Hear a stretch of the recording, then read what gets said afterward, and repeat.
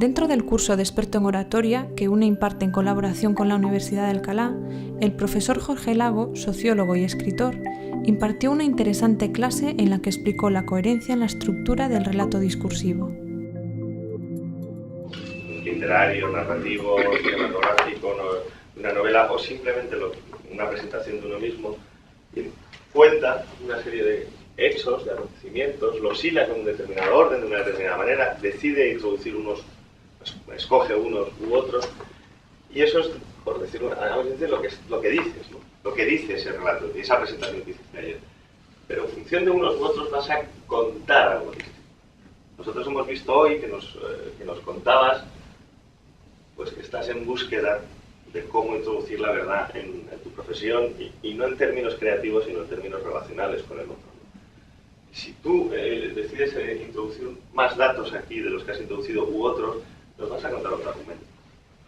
Ella antes nos decía que la vida le había ido, o ayer nos contaba, por azar, que había encontrado trabajos por azar. Eso es lo que decía, y lo que contaba era que se lo merecía. Y estaba contando su argumento, estaba contando lo contrario que aparentemente decía la verdad.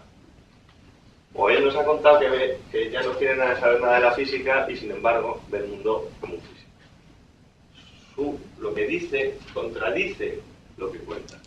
Para que un discurso funcione, para que elijáis bien las palabras, los elementos, los datos, tenéis que pensar que hay este camino de ida y vuelta permanentemente, ¿no? ¿Por dónde empezar? Por donde queráis. Normalmente es más fácil tener una serie de acontecimientos, hechos o datos que contar y luego saber qué hacer con ellos. Los cuento.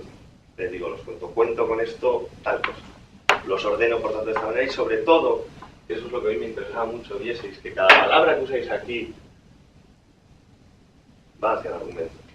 Y si va de manera contraria a como queréis, vais a ser contradictorios. Si dices todo el rato, soy brillante como estudiante y todo me ha ido y he encontrado los trabajos por azar, estás utilizando dos semánticas, que es la del esfuerzo y la del azar, que funcionan un poco mal juntas y que por tanto dan informaciones contradictorias. ¿En qué? No en el relato, porque el relato era un relato de yo fui una estudiante brillante y luego encontré trabajos por azar. Pero ¿por qué ha decidido decir fui brillante y no otra cosa? ¿Y por qué ha decidido decir azar y no otra cosa? Es lo que a mí me hace sospechar que entre brillante y azar hay una relación y que por tanto ese azar no está, que se ha merecido esos trabajos, que se ha merecido lo que le ha pasado, que ella lo vale.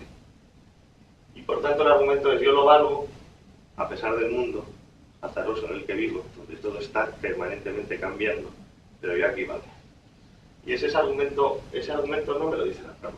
La trama dice lo contrario casi. Por eso es bueno saber que las cosas que decís significan algo, que las palabras tienen un significado detrás, un sentido detrás.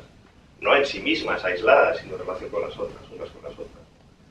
Y que para que un discurso diga lo que tú quieres contar, tienes que pensar.